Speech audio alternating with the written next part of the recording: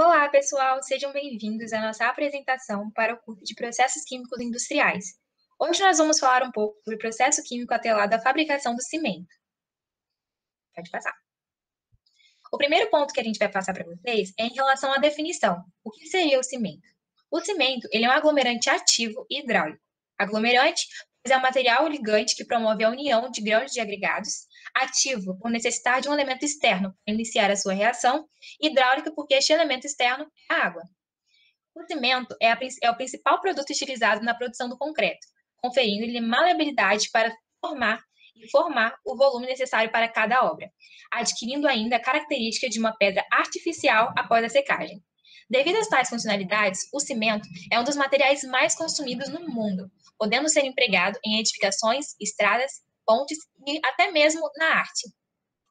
Um breve contexto histórico sobre o que seria esse material seria aplicado a partir de 1824, com Joseph Asper. Foi o responsável pela elaboração do chamado cimento Portland. Construindo fornos de alvenaria em forma de garrafa, com 12 metros de comprimento, Aspen alcançou temperaturas elevadas que imprimiram uma maior qualidade ao seu cimento. Pode passar. Nós iremos apresentar dois fluxogramas para vocês, começando por esse modelo, mais simples. Promove uma visualização mais visual, né, do processo e outra mais descritiva. Pode passar. Essa é a mais descritiva, que consta todos os outros processos que contribuem para a fabricação do cimento. Nós iremos nos atentar mais a essa região em azul, que contém algumas etapas, como, por exemplo, a pré-homogeneização, a dosagem, a moagem da farinha crua, a homogeneização, fornos, resfriamento, adições, moagem de cimento, armazenamento, expedição. A gente trouxe esse fluxograma com uma visualização geral, porque a gente quis mostrar, com esse panorama, que o processo não se restringe à fábrica, mas ele tem vários outros fatores que contribuem para o produto final, o cimento. Agora, adentrando um pouco mais sobre o processo de produção do cimento, a gente pode começar falando sobre a extração do calcário e da argila. A exploração das pedreiras, quando se trata de rochas e cistos, é feita por escavação, pela técnica usual de movimentação de terras. A argila, outra matéria-prima essencial, é extraída de lavras a céu aberto e também passa pelo britador. Já o calcário, principal matéria-prima da fabricação de cimento, é extraído da jazida subterrânea ou a céu aberto. As rochas são desmontadas com explosivos, de onde saem pedreiras grandes, e são transportadas para a etapa de britagem, na fábrica, através de esteiras e caminhões. Um fator interessante é que as fábricas são construídas próximas às jazidas, pois quase na metade do processo o calcário se perde quando é levado ao forno. Assim, quanto maior for a proximidade entre a fábrica e a jazida, menos gastos com o transporte desse peso que será perdido no processo da fabricação do cimento. A próxima etapa que a gente vai estar falando é a respeito da britagem. Pois na britagem, as pedras que chegam da mina serão moídas em pedaços menores, de no máximo 100 milímetros, e é estocada no depósito, que em seguida alimentarão os moinhos de matérias-primas da planta de fabricação do cimento. O equipamento usado nesse processo é um britador de martelos ou mandíbula. A argila, normalmente, passa por um britador de cilindros. A próxima etapa diz respeito à pré-homogeneização, porque após passar pela britagem, a matéria-prima vai para essa etapa, em que é utilizada para minimizar os efeitos das variações na composição química da matéria-prima. O material ele é empilhado em camadas, possibilitando uma mistura na extração para a alimentação do moinho. Essas variações ocorrem naturalmente, pois a mina não é homogênea, como um todo. Para assim garantir que o cimento tenha as mesmas qualidades, as mesmas propriedades, são feitas várias análises da pedra em laboratório. Uma outra etapa importante diz respeito à dosagem. O calcário é constituído basicamente do carbonato de cálcio, mas se apresenta na natureza acompanhado de diversas impurezas, como o óxido de ferro, o alumínio e silício, que são benefícios, e outros como o óxido de magnésio, sódio e potássio, que são na maioria das vezes indesejáveis. Para melhorar a qualidade do clinker, o calcário recebe algumas correções complementares de argila, quartzito e o minério de ferro. Definindo a proporção das matérias-primas, a mesma vai para os cílios de dosagem e passa pelas balanças dosadoras, que são as responsáveis por dosar a quantidade do material que é colocado no moinho. A próxima etapa que a gente vai estar falando diz respeito à moagem da farinha crua. No moinho, essa farinha, né, no moinho, essa mistura, na realidade, é misturada até virar uma areia bem fina, chamada de farinha crua. Nessa moagem, são normalmente utilizados moinhos tubulares, de 2 câmeras, com corpos moentes, ou moinhos verticais de Mohs. Em qualquer dos casos, é necessário secar as matérias-primas para a economia do processo. Aproveita-se, com frequência, o calor contido nos gases de escape dos fornos, que simultaneamente fazem o transporte do moinho auxílio de armazenagem. A farinha crua, quando pronta, é transportada por um elevador até as calhas de transferência de 2 cílios. Do silo, a farinha é dosada pelas válvulas de dosagem que alimentam uma tremonha e logo passa por 2 balanças dosadoras que alimentam os elevadores de alimentação da torre de ciclone. A farinha crua entra na torre de ciclone, onde ocorre a pré-cauterização, e lá a farinha é esquentada em até 1000 graus Celsius, para que em seguida entra no forno. A pré-cauterização é onde ocorre a maior parte da perda de CO2 e isso ajuda no trabalho do forno. Na pré-cauterização, a alimentação do material é feita na parte superior da torre. Os ventiladores que se vêem junto à torre de ciclone aspiram o ar externo através de arrefecedores que se vêem adjunçante do forno e que o circulam. A torre de ciclones, ao longo do percurso, vai fazendo a transferência do calor do ar para o material, ocorrendo a perda de CO2 e iniciando-se a pré-cauterização da farinha crua. No topo da torre, a temperatura é de 400 graus e no fundo de aproximadamente 900. Cerca de 80% dessa reação ocorre no pré-aquecimento e o restante no interior do forno. Aqui trouxemos a reação que ocorre em que o carbonato de cálcio ele se transforma em óxido de cálcio e CO2. E também a imagem da torre de ciclone e do forno. Em seguida, depois de passar pela torre, o material vai para o forno. No forno, entra a farinha e na calcificação transforma-se no clinker, que é o produto acabado. O que é o clinker? O clinker pode ser definido como um produto grânulo obtido por tratamento térmico de uma mistura adequada de calcário e argila até fusão parcial e posterior reação química entre os óxidos de sílica, cálcio, ferro e alumínio. O clinker é constituído, na sua maior parte, por silicatos, cerca de 75%, e em proporções menores de aluminatos e ferroaluminatos cáusticos. Os componentes principais do clinker são silicato tricálcico, que é o que está em maior porcentagem no cimento, de 45% a 75%. Também tem o silicato de cálcico, que está de 7% a 35% no cimento. Tem o aluminato tricálcico e o ferroaluminato totetracálcico, que esses estão em menores proporções, sendo o aluminato o menor, de 0 a 13. Desses daí, o principal é o C3S, já que é o maior responsável pelo desenvolvimento das propriedades e existências do clinker. Sendo assim, podemos caracterizar a clinkerização como um processo de fabricação de C3S, onde se deve garantir que esse produto esteja presente na quantidade e qualidade adequada. Na fabricação do clinker, ocorre através da queima e a alta temperatura da mistura de minerais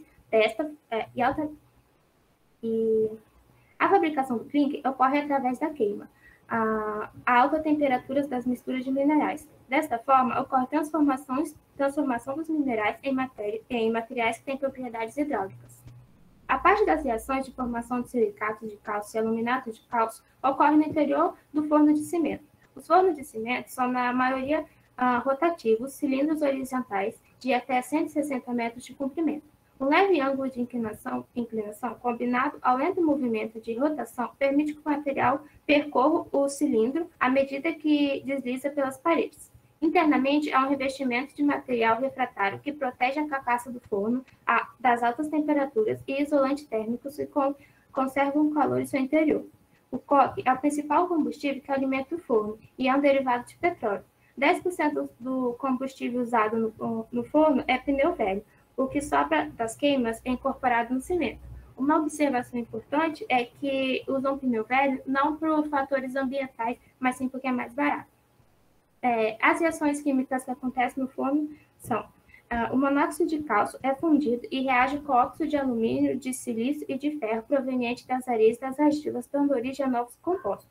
Queimam-se esses materiais a 1450 graus. Na temperatura de clinkerização, os materiais não se fundem completamente, formam um estado de semifusão e se sintetizam. Inicialmente, o carbonato de cálcio decompõe óxido de cálcio e gás carbônico. A uma temperatura maior, o óxido de cálcio reage com a sílica e o alumínio para formar os aluminatos de silicatos. Todos esses compostos têm a propriedade de reagir com água, dando origem, então, aos compostos hidratados. Essas reações que eu citei anteriormente estão aí na tabela que trouxemos, das reações do forno, e a temperatura em que elas ocorrem. Outros constituintes secundários são encontrados tais como periclácio, anidrita, sulfosilicato de cálcio e etc. As reações que ocorrem para a produção do clinker são de difusão iônica entre sólidos. Essa difusão é acelerada com o aparecimento de uma fase líquida localizada na interface dos grãos e começa a se formar a temperatura próxima a 1300 graus. A velocidade de difusão e a capacidade de clinkerização estão relacionadas à quantidade e à viscosidade dessa fase líquida. Após sair do forno, o clinker passa pelo equipamento resfriador, que pode ser de vários tipos. Sua finalidade é reduzir a temperatura, mais ou menos rapidamente, pela passagem de uma corrente de ar frio pelo clinker, ao mesmo tempo em que recupera o calor contido no mesmo. Dependendo da instalação, na saída do resfriador, o clinker apresenta-se com temperatura entre 750 graus em média. Em seguida, vai para a fase de adições. Nas adições, após sair do forno, o clinker já é praticamente cimento, mas não serve para a construção. Antes, ele precisa ser misturado aos aditivos. O mercado dispõe de uma grande variedade de cimentos com características e propriedades específicas para atender a diferentes obras. Os tipos de cimento se distinguem de acordo com a proporção de clinker e a presença de aditivos, tais como o gesso, que serve para controlar o tempo de endurecimento, a escória, que é o que sobra dos fornos de fundição de minério de ferro, as pozolanas, que são materiais silicosos ou sílico-aluminosos, que podem ou não possuir propriedades cimentantes, o calcário, que serve para usar menos clinker, o que é um cimento mais sustentável, uma vez que utiliza menos o forno e faz com que o cimento fique um pouco mais barato. As adições ao cimento têm a finalidade de modificar certas características do produto, além de propor benefícios ao meio ambiente ao reaproveitar resíduos, diminuir as emissões de gases e as extrações de matéria-prima.